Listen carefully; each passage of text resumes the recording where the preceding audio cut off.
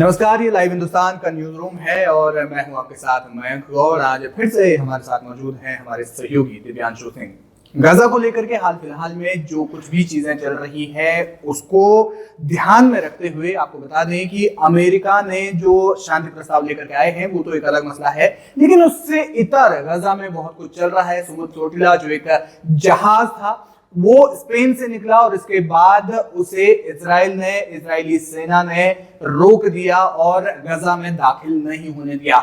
इसमें जो पर्यावरणविद है और कार्यकर्ता हैं उनका नाम ग्रेटा थनबर्ग है, जो कि एक स्वीडिश कार्यकर्ता हैं, उन्हें रोका गया। उसके अलावा तमाम जो उनका क्रू मेंबर था उनको रोका गया और गाजा में मानवीय सहायता नहीं पहुंचने दी गई। तो एक तरफ तो ये एक तरह से पीस डील की बात हो रही है, पीस डील चल रही है, लेकिन दूसरी तरफ गाजा में जो चरम पर मानवीय जो त्रासदी है वो फैली हुई है।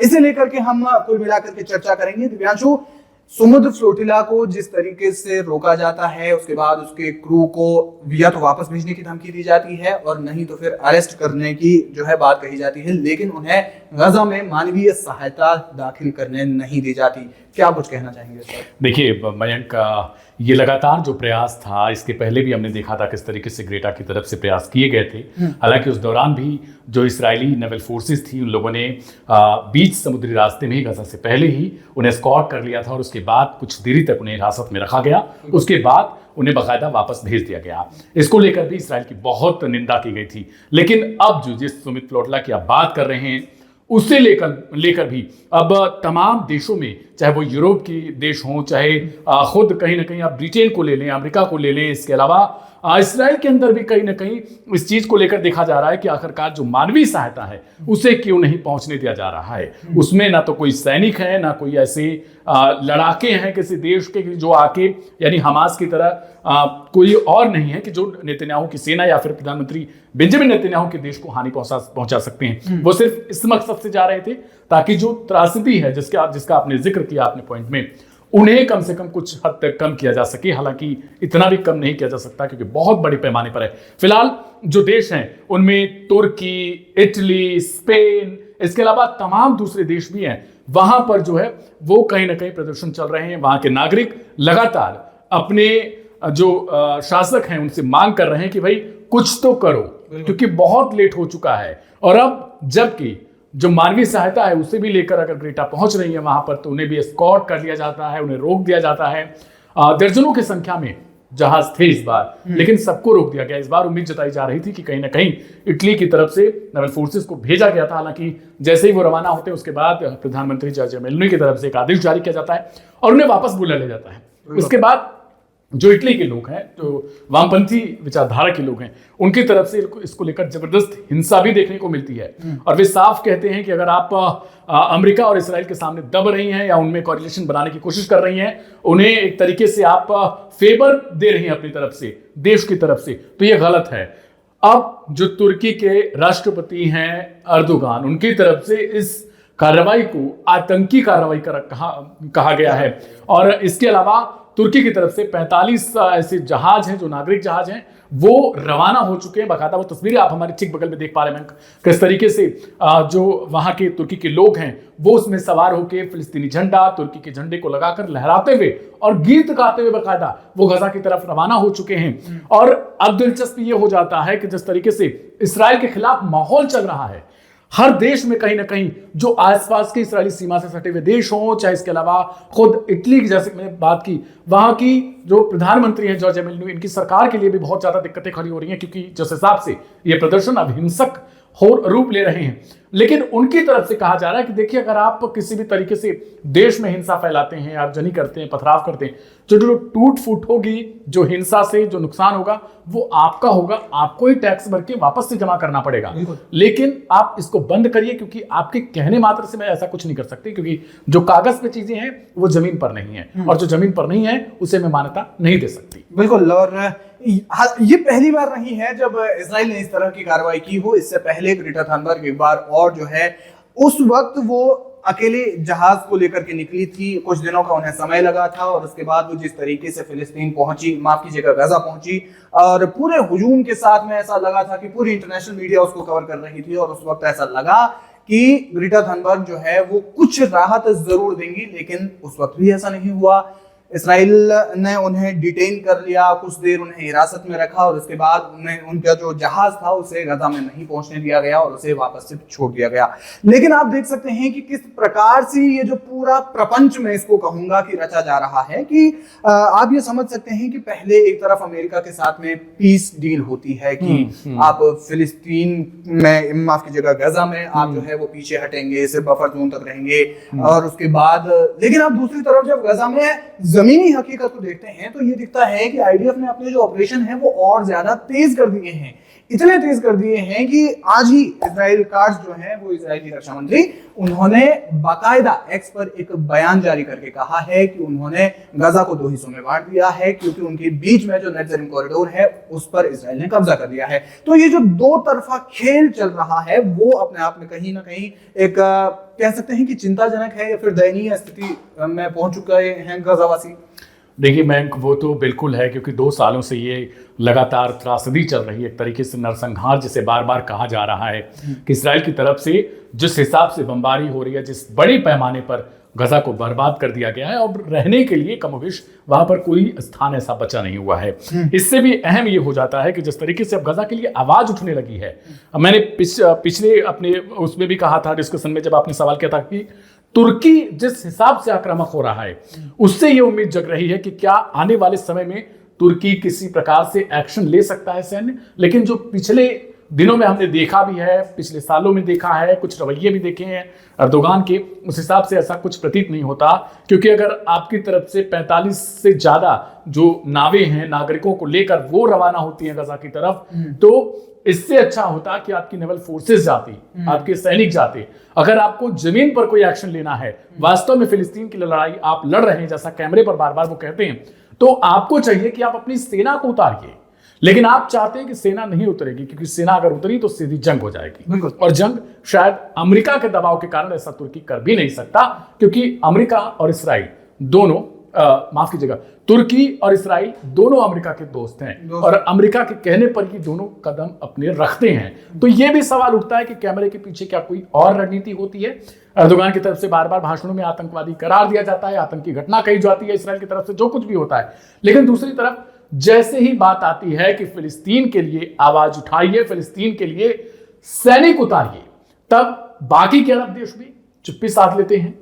अभी हाल फिलहाल में मैं आपको बता दूं, आज की घटना है कि कोलंबिया के राष्ट्रपति की तरफ से इस घटना के बाद, यानी समुद्र फ्लोटिला को लेकर उनकी तरफ से एक्शन लिया जाता है, और जो इसराइल के राजनयिक हैं कोलंबिया में, उन्हें तुरंत निष्कासित कर दिया जाता है। यानी कोलंबिया जैसे देश भी इस तरीके से एक्शन ले रहे हैं। बिल्कुल। नॉर्वे का हमने जिक्र किया, स्पेन के प्रधानमंत्री का बीते दिनों किस तरीके से रिएक्शन आया। तो सवाल यह उठता है कि जब ये छोटे देश इस हद तक अमेरिका इसराइल के खिलाफ जा सकते हैं, उस हिसाब से आखिरकार ये अरब के देश जो कहने के लिए कहीं ना कहीं अरबपति हैं, खरबपति, आप जितने भी कहो, मतलब इनके पास धन तो अंबार है, तेल की कमाई है, तेल के कुएं हैं इनके पास, लेकिन जब बात आती है एक्शन की तो वो सिर्फ जुबान चलाते हैं, और जुबान के बाद शायद उनकी तलवारें, उनकी हथियार, वो सब कुछ धराशायी हो जाते हैं। वहीं पर जब बात आ जाती है कि गजा के लिए आपको लड़ाई लड़नी है या फिर नहीं। इसराइल कार्ड्स की आपने बात की, उनकी तरफ से लगातार ऐसे कई बयान भी दिए जाते हैं जो काफी विवादों में आ जाते हैं, और उसके बाद खुद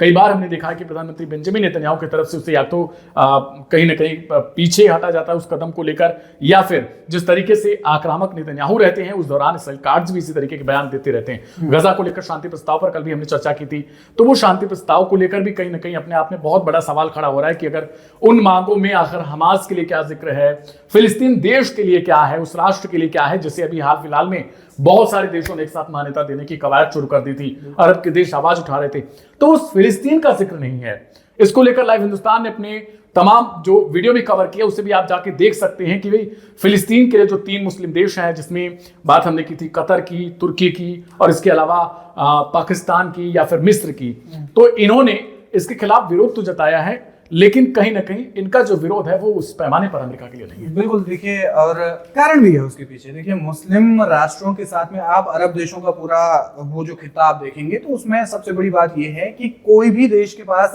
सैन्य रूप से वो इतना ज्यादा ताकतवर नहीं है कि वो इजराइल के सामने टिक सके। और दूसरी बात यह है कि मुस्लिम देशों में अपने आप में कुछ न कुछ कॉन्फ्लिक्ट चल रहे हैं, वो अमेरिका के साथ में बंधे रहना चाहते हैं, लेकिन उन्हें फिलिस्तीन का जुबानी तौर पर विरोध भी जताना है।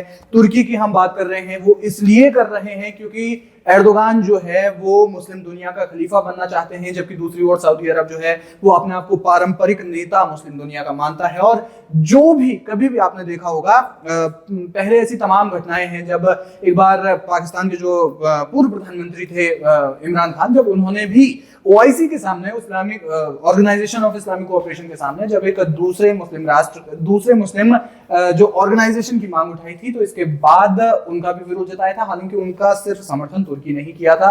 तो आपस में ही कहीं ना कहीं ये एक है, ये सारी चीजें चल रही हैं। लेकिन उससे भी बड़ी बात ये है कि ये सिर्फ जुबानी तौर पर विरोध प्रदर्शन हो रहे हैं, विरोध जताए जा रहे हैं, लेकिन वास्तविकता में गजा को लेकर के जो भी जितना आक्रामक रवैया होना चाहिए था, क्योंकि 65,000 मौतें कम नहीं होती हैं दिव्यांशु। वो 65,000 मौतें आंकड़े हैं, लेकिन उसके पीछे कितनी सच्चाई है वो अपने आप में अलग है।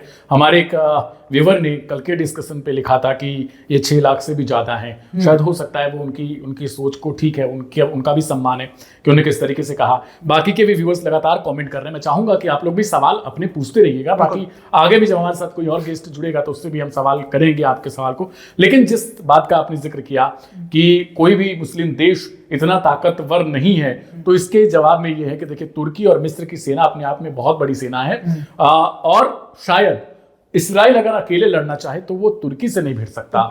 तुर्की के पास अपने चाहे वो आप 4.5 पीढ़ी की बात करें, 4.5 पीढ़ी की विमान की बात करें, फाइटर जेट की बात करें, या फिर 5वीं पीढ़ी की भी डील उनकी ऑलरेडी चल रही है अमेरिका के साथ। अभी हाल फिलहाल में हमने खबर भी कवर की थी कि अमेरिका अपनी तरफ से F-35 की डील भी कर सकता है उनके साथ, अभी प्रतिबंधों को हटाकर। तो तुर्की की सेना इसराइल से बहुत ज्यादा मजबूत है, क्योंकि तुर्की अपने आप में खुद इन चीजों का उत्पादन करता है, फाइटर जेट से लेकर तमाम उन चीजों की, चाहे वो आप नेवल फोर्सेस की बात कर ले, उनके लिए इक्विपमेंट की बात कर ले, इसके अलावा गन की बात कर ले, तो वो सब कुछ उनके पास है खुद का। लेकिन कहते हैं ना कि आप कितने भी मजबूत हो जाओ, लेकिन दिमागी तौर पर अगर आप बीमार हो, दिमागी तौर पर अगर आप कमजोर हो, और आपके यहां पर जो एक पावर होनी चाहिए वो अगर नहीं है, तो आप कितने भी बलवान हो जाओ, आप डरे सहमे जरूर रह जाओगे। और यही कारण है तुर्की के पास कि खाने के दांत दूसरे हैं और दिखाने के दांत दूसरे हैं, जैसा कि हम हाथियों के लिए प्रयोग करते हैं। वही तुर्की, वही मिस्र और वही पाकिस्तान को भी आप कह लें कि वो सबसे पहले शांति वार्ता के लिए उनके प्रधानमंत्री शहबाज शरीफ की तरफ से ट्वीट आता है कि वो इसका स्वागत करते हैं, और अगले ही दिन अपने ही ट्वीट पर वो उलझ जाते हैं और उनके जो प्रधानमंत्री वो कहते हैं नहीं, हम इससे दूरी बना रहे हैं और हम इसका समर्थन नहीं करते क्योंकि हमें छला गया एक तरीके से। लेकिन सवाल ये है कि इन देशों के पास क्या इतने स्तर के राजनयिक नहीं हैं, पढ़े लिखे लोग नहीं हैं कि जो ट्रंप के ट्रुथ सोशल पर शेयर किए गए उस डॉक्यूमेंट या फिर जिस बात की चर्चा हो रही थी, या इनके पास वो प्रस्ताव नहीं आया था, जो बाकायदा इनके पास प्रस्ताव आया था, इन लोगों ने इस प्रस्ताव को अपना समर्थन, अपने ईमान को बेच दिया था उसी वक्त जब वो अमेरिका में मौजूद थे। इन तमाम देशों ने, यहाँ तक अरब देशों ने भी अपने ईमान पहले ही बेच चुके हैं। वो हमारे जो ऑलरेडी दीन दुनिया बनाते हैं इमरान जी, उनकी तरफ से भी बार बार इन लफ्जों का इस्तेमाल किया जाता है कि ये लोग पहले से ही तय कर चुके हैं, इन्होंने अपना सौदा कर लिया है गजा का, बस बाकी रह चुका है कि उसको जमीन पर किस तरीके से हम दिखा सकें या जमीन पर कैसे उसको उतार सकें। तो गजा का सौदा हो चुका है। वो कहीं ना कहीं वो मिडिल ईस्ट के एक्सपर्ट की तरफ से भी ऐसे ही आरोप लगते हैं कि भाई गजा अरब देशों ने बेच दिया है।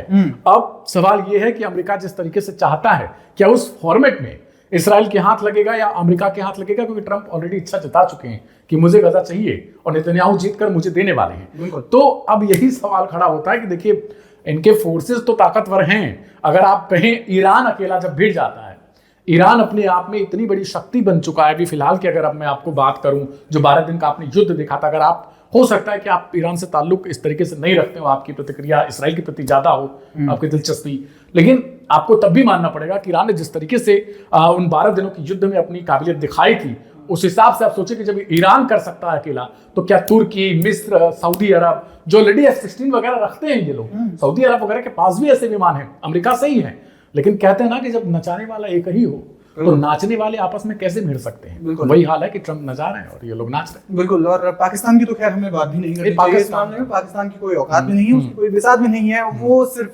बोलते हैं और उसके अलावा उनकी बातों का कोई महत्व भी नहीं है। आज कुछ है और कल कुछ और है। लेकिन बाकी जो अरब ममालिक की हम बात करते हैं, चाहे वो कतर हो गया, सऊदी अरब हो गया, तुर्की हो गया, या फिर जो अन्य मुस्लिम देश हैं उनकी हम बात करते हैं, तो जाहिर तौर पर वजन जरूर पड़ता है। लेकिन कहीं ना कहीं एक जुबानी तौर पर भले ही आप बाहर से कितनी भी बातें कर रहे हैं, लेकिन अंदर से चुप्पी है, ये पूरी दुनिया अब जान चुकी है। बहरहाल अमेरिका को लेकर के, अब अमेरिका जो पीस डील लेकर के आया है गजा को लेकर के, उस पर हमास भी सख्त प्रतिक्रिया दे चुका है और कहा है हमास ने कि ये फिलिस्तीनी हितों के खिलाफ है। दूसरी ओर समुद्र फ्लोटिला को लेकर के जो भी विवाद चल रहा है, उसके बाद अब जो स्पेन है या फिर जो जितने भी सारे देश हैं वो अब क्या एक्शन लेते हैं, ग्रेटा थनबर्ग क्या करती है, ये कुछ अहम सवाल हैं और देखना ये होगा कि इसको लेकर के क्या कुछ आगे होता है। गजा में मानवीय सहायता को लेकर के ये जो लोग हैं, चाहे वो संगठन हो गए, मानवीय जो संगठन है,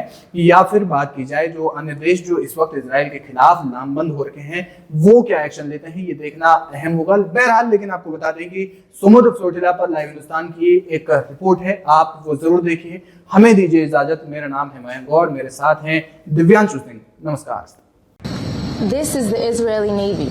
You are approaching a blockaded zone. If you wish to deliver aid to Gaza, you may do so through the established channels. Israel Hamas के बीच जारी जंग और गाजा का बिस्तान में होता तब्दील, ये भयानक तस्वीरें किसी से छिपी नहीं है। गाजा में जिस तरह से मासूम बच्चे मारे जा रहे हैं, लोग खाने को तरस रहे हैं, वो भी पूरी दुनिया देख रही है।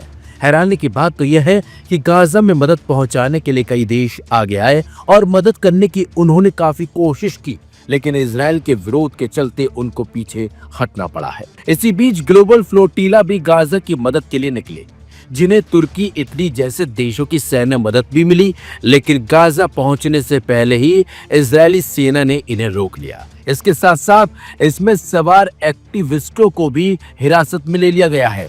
इजरायली सेना की ओर से हिरासत में लिए गए लोगों में स्वीडन की क्लाइमेट एक्टिविस्ट ग्रेटा थनबर्ग भी शामिल है। इजराइल के विदेश मंत्रालय ने बाकायदा इसकी जानकारी दी। विदेश मंत्रालय ने एक्स पर लिखा है कि हमास समुद्र फ्लोटिला के कई जहाजों को सुरक्षित रूप से रोक लिया गया है और उनके यात्रियों को एक इजरायली बंदरगाह शिफ्ट किया गया।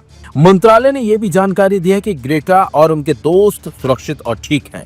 मंत्रालय ने एक वीडियो भी साझा किया जिसमें थनबर्ग को ले जाते हुए दिखाया गया है। इजराइल ने इस दावे का समर्थन करने के लिए कोई ठोस सबूत नहीं दिया कि फ्लोटिला हमास से जुड़ा है। कार्यकर्ताओं ने इस हस्तक्षेप को अवैध और चोरी बताया है। साथ ही ग्लोबल कम्युनिटी से इजराइल के खिलाफ एक्शन की अपील की है। एक्टिविस्टों का कहना है कि वो हथियार नहीं बल्कि राहत सामग्री लेकर जा रहे हैं, जिसकी गाजा के भूखे लोगों को जरूरत है। चैनल 13 सहित इजरायली मीडिया के मुताबिक अब तक 6 नावों को रोका गया है, जिनमें अल्मा नाम का जहाज भी शामिल है। रिपोर्टरों के अनुसार और भी नावें रोके जाने की उम्मीद है। रिपोर्ट्स में कहा गया है कि इजरायली सैनिक जहाजों पर चढ़ गए हैं और उन पर सवार कई कार्यकर्ताओं को हिरासत में भी लिया गया है। आपको बता दें, तमाम तस्वीरें भी सामने आई हैं जिसमें साफ साफ नजर आ रहा है कि किस तरीके से इजरायली सेना ने इन जहाजों को रोका है और इन पे सवार लोगों को किस तरीके से हिरासत में लिया गया है। ये वो लोग हैं जो गाजा में मदद पहुंचाने जा रहे हैं, लेकिन इजराइल नहीं चाहता कि गाजा तक मदद पहुंचे।